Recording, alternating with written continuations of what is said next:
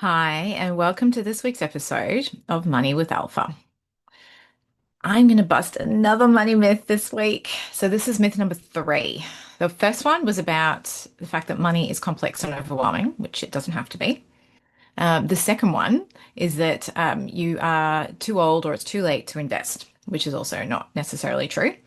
And the third myth, which I'm going to bust today, is that you have no time to get your money sorted. Now, time is one of the interesting things in our lives. Like we always feel like we're short of time, that there's never enough time to do anything. We're so busy, etc.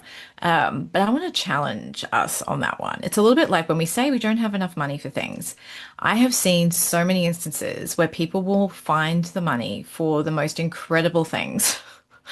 And they will buy the most bizarre things as well. So I've even to the point where, just as one case in point, when my grandmother passed and we were getting rid of some of her things, there was this stuffed baby crocodile that had stared at me my entire childhood and completely freaked me out because it used to sit. I actually couldn't sit in one of the chairs in the dining room because this thing would have been right behind me. So thankfully my mother sat there, but then I had to stare at it because it was then in front of me on the other side of the table. Anyway, that thing went for $200 and this was about 15 years ago. I was amazed. So that it's amazing what can happen when we really want something. Time is the same thing with money. So I'm going to go through why I think this is a myth and how you can bust it. Because if that's what's holding you back, or one of the things holding you back from getting your money sorted, it doesn't have to be either.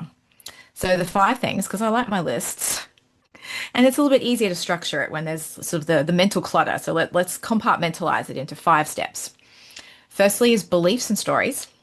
The second one is clarity. That's not my first one this time, which is, a bit of a change, changing it up. The third one is visibility. The fourth one is having a system. And the fifth one is flexibility. So I'm going to go through each one of those and explain what I mean by them and why I think they are what will bust the myth that you don't have time to sort out your money. So the first one are beliefs and stories. This holds a lot of us back in so many ways, holding us back from being able to do most things in our lives, being able to get fit, lose weight, eat better. And it'll trip us up so many different times. There was a lady that I met recently who grew up in what is essentially second world country and had come here, and there's a lot of beliefs around money because money was very much used as a form of blackmail in the country that she came from. There's a lot of corruption. So money was really something that wasn't seen as a good thing. It was where power was wielded in a way to control others. And so that's what she grew up seeing. Comes to a country like Australia where that's not necessarily the case, at least not, the majority of things that we see, and had sort of worked her way up, got educated, and was working in a pretty good job with a pretty decent salary, and finally bought herself a car that was, it was a European car. It was expensive. She'd felt like she kind of made it in a way. She had so many problems with this car to the point where just recently there was an accident and the car's been written off. So as she was telling me all of this, in my mind, I'm there going, I think there's more going on here. And it's not to say that she willed the accident to happen or that she, deliberately bought a lemon, but it's really, really interesting how there are certain patterns in our lives that keep us where we would be unless we questioned that the patterns are happening.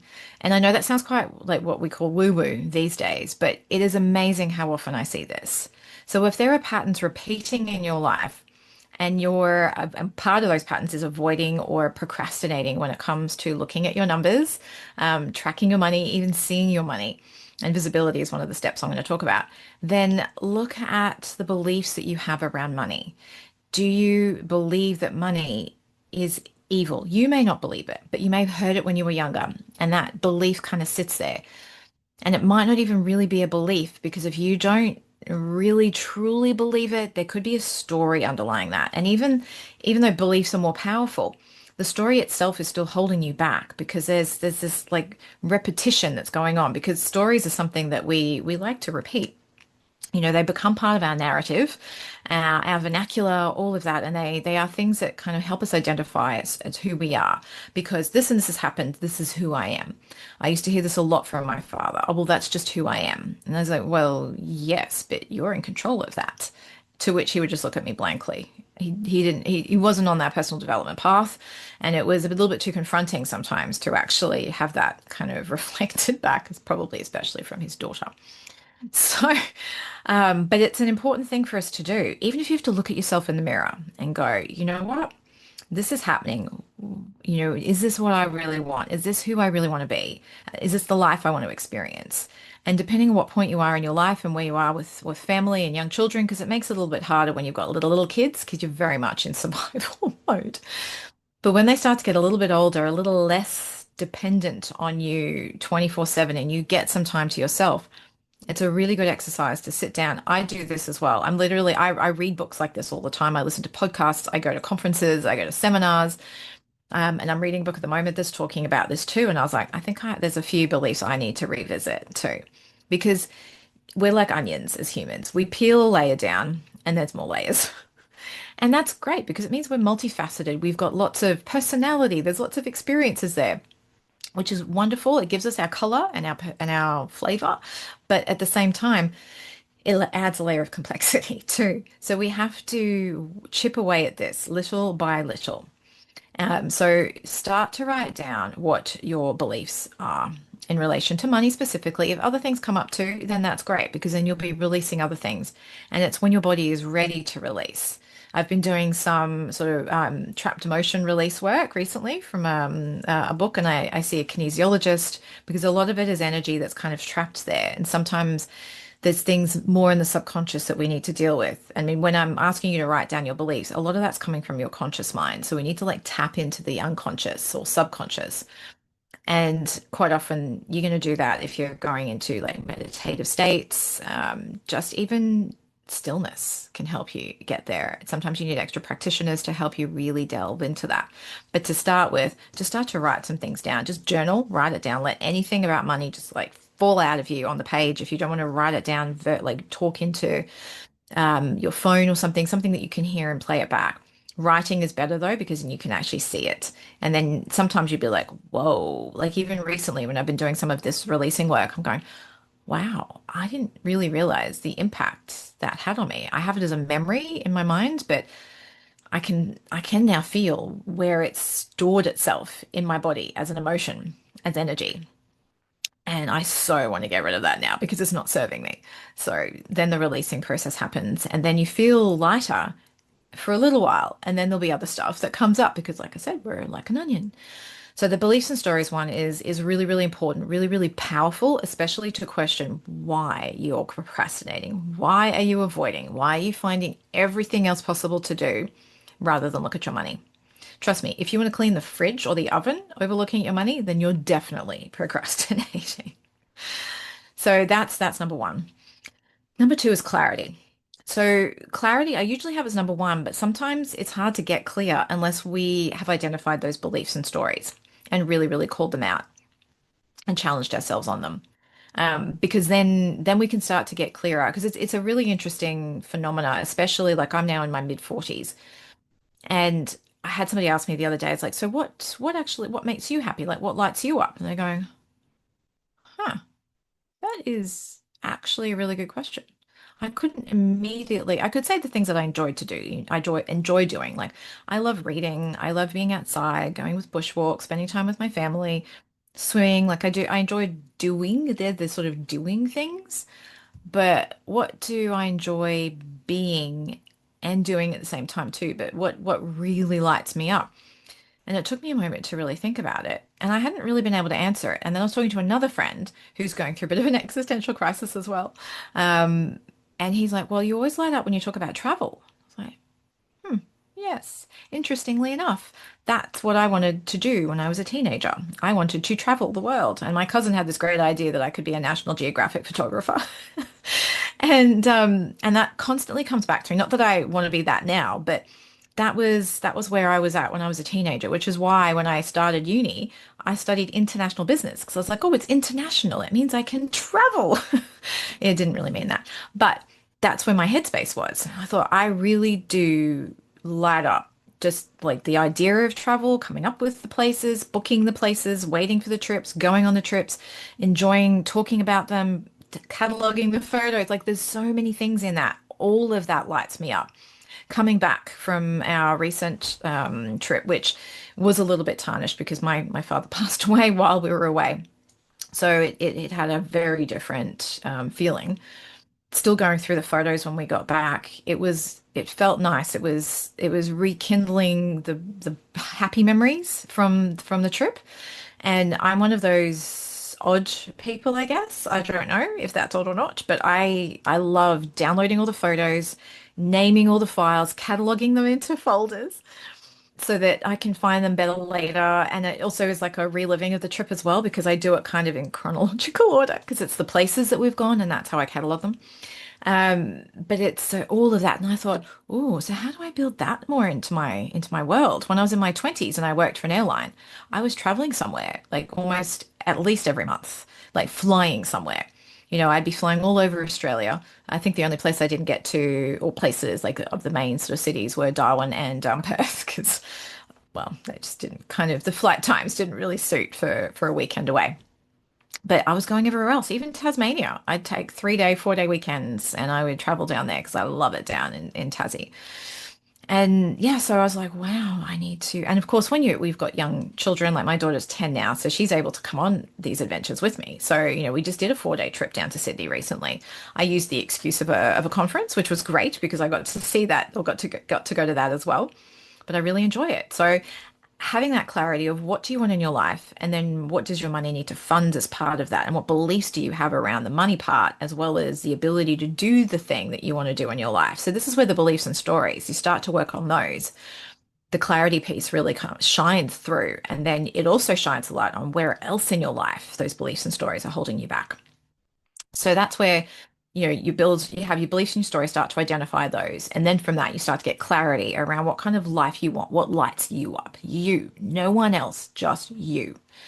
And then third is visibility. And I'm talking specifically around money here, because until you get to see where your money is and you know where it is, it's really hard to figure out what to A, do with it, B, where the gaps are, and see where it's going that you may not want it to go, that you can do better. Like you can be a little bit more efficient with it. So again, and these are like the low hanging fruits, the things like the streaming services, your insurances, eating out, even groceries to a certain extent. Like, look in your pantry, in your fridge, and your freezer. And I'm pretty sure that if you didn't go shopping for 2 to 3 weeks, you'd probably still survive. Okay. You might need some fresh produce, but other than that, like I've been trying to do that. I've been trying to like eat through the freezer and eat through the pantry. And there's stuff in there. I was like, I don't even know why I bought this. I don't even really like pasta. Like, why do I have 3 packets of pasta in the pantry? Some of it's gluten free, which is okay because that I can eat. But the other ones I don't really eat anyway. So I think I bought it for my daughter or my husband as like easy meals, and they don't really. It's not their go-to either. So it's one of those things where see where things are going. Once you can see it, it's easier to do something about it until it's a bit like awareness. When we've got some sort of a problem, if we're not aware of it, we can't do anything about it. So if we, even just awareness or visibility over and it's the good things as well, because you're like, wow, I've actually like, if you start to put all of your things together, like all your different bank accounts, if you've got some investment funds, like I've got a couple of micro investing accounts and my super fund. So I've had to put it into a spreadsheet because I like my spreadsheets. And then when I got to see it, and I had in my mind, I was like, I want to get to this goal of investments outside of super. And in my mind, I was a little way away from it. When I actually started to put it all together, I was like, I was actually like 5 grand away. I'm like, oh my gosh, I'm actually closer than I thought I was because I didn't have visibility on it. I thought I was behind. Well, I was still a little bit behind my goal, and you know what? I smashed that goal like really easily because I'd suddenly now realized that I was actually closer to it than I thought. I just had this arbitrary number. So now that number's got to increase because I'm like, well, I've already hit that one. So now I need to up my game and increase it because this is what I want to achieve. But unless I had that clarity and the visibility, the two couldn't come together and I couldn't actually see where I was and how close I was. Or it could have been how far away I was as well. It could have gone the other way. But then I at least had something to work towards. And then I'd be like, okay, now I'm really, really focused. I'm going to do this. No, I'm not going to buy lunch out that day because I want to be make sure that I'm saving for this. I try and do no pay days, which sounds weird, but I like things to either have alliteration or rhyme, where I don't spend any money on any given day. And even today, I was like, oh, I could make this a no pay day. And then I realized, oh, it's a farmer's market, and I need some a couple of pieces of grocery, like coriander. At the moment, it doesn't grow in this climate, so I need to buy it because I can't grow it. In winter, I grow it. Kale, I've got kale in the garden. It's being eaten by caterpillars, but still, I've got enough to eat. So there's some things that I can do, like, okay, well, I don't need to even go to the farmer's market because I've got stuff in my garden because I want to have my no payday. But I still had to break that today. So that's where like I set myself these little challenges to try and kind of, and it doesn't feel like lack either. It comes from a place of, oh, I'm aiming towards something, not away from something, which is a really important distinction when it comes to anything, including money. So then the next one is having a system. So I'll just recap. So we've done beliefs and stories, clarity over the lifestyle you want, visibility over where your money actually is, and where how that's going to link to your lifestyle, and then system. Having a system when it comes to money is really, really important because it like literally the headspace it takes to conceptualize how everything's going to fit together and how you're going to get to some arbitrary goal that you're not clear on unless you become clear. It's a lot. And the idea of budgeting, oh my goodness, that whole word just like makes me shudder. I'm a money person and I don't like the word budget. I use the word cash flow instead or money management, which is essentially the same thing, but it's managing your money. It's not necessarily this micro budgeting kind of concept. So I sit down at the beginning of every year and I bucket my budget. I literally go, okay, well, these are the key things that I want to achieve for this year. I want to make sure I've got money set aside for all these main things. Um, Based on what I'm paying myself each month, what needs to go into each of those accounts. And so when the month comes around and I'm doing all my monthly money consolidation, I literally just put money in those accounts. And then whenever the bills or whatever comes, and I'm keeping on top of, the spending side of things because it's just kind of most things are dated like it's the standard. We're pretty routine driven beings, us humans. So unless something really out of the ordinary happens, mostly we don't really need to micromanage our money. But you then just do the buckets and I put my money in those accounts, which have the names associated to them based on my money pie. If you want to know more about that, I did a podcast episode probably about 7 episodes ago called my money pie framework. And that just works so simply. So that system is my money pie framework. And it's literally for my personal life, it's 5 bank accounts. And I just chuck money in there. So whenever I get at the beginning of term the bill for my daughter's school fees or her gymnastics or her circus or whatever other activity she's doing, I go to the account that's got her name on it and I take the money from that and I pay it. And whenever like holidays, yay, flights, money out of that fun account goes to flights. Like it's that simple. And then you don't feel guilty about spending money because you've got it set aside for those things. But you've got to get clear on what those things are. You've got to see the money and then you've got to create the system. And once you create that system, it's more or less set and forget. I still review just to make sure that things like, for instance, if you think your car is going to need replacing, you can add a pie slice for car. Something else may need to go down a little bit in order to make room for that pie slice, but it'll still get done. Like you'll still have the money there for it. You might just need to wait a little bit longer to either get the car or the other thing. So, and that's where the final step is flexibility. It is flexible. You can slice the pie however you want, and you can make it fit your lifestyle at any given time, fit the priorities that you have, your values at any given time. That is the beauty of making the time to put your money together and that level of simplicity, which was, that complexity and overwhelm that I busted in myth one. This is why it can be simple. And if you overcome whatever procrastination and perception and fear that you have around getting your money sorted, the beliefs and the stories, then you can do it quite easily and seamlessly. And it's calm. And then you get freedom. You get choice. You can do the things you want to do, how you want to do them, the way, where, how, when, all of it is at your fingertips then. So I'll just recap each one of those. So the first one was beliefs and stories, the most important one to start to really challenge and question and shine lights on. Then get clear on what it is that you want in your life for you. Ultimately, it has to be about you. And you have a partner, you have a family, you can consider them obviously as well, but you still need to make sure that you're nourishing who you are and who you want to be and become because we're constantly growing and evolving. The third one is visibility of your money. Know where it is, where it's going, what's happening with it. Make sure that it's aligned to your vision and your values. And then four, have the system in place to be able to realize all those other things. And then your system by nature, because if it's my money pie framework, it will be flexible and it will give you the ability to flex and change as your priorities change in life, as your needs, as your vision grows, your desires, all of that. And that is what gives you that freedom and that peace around money. And then you'll realize it's really actually quite easy and, to be honest, quite boring after a while, which is a good thing. We want money to be a little bit boring because what you can do with it is not boring. That's exciting. And that's the part we want to focus on, not the other bit. We want to focus on the part of life that's exciting, and the money will help you do that and achieve it and be it and experience it. So, with that, I will leave you to ponder and I will catch you in next week's episode.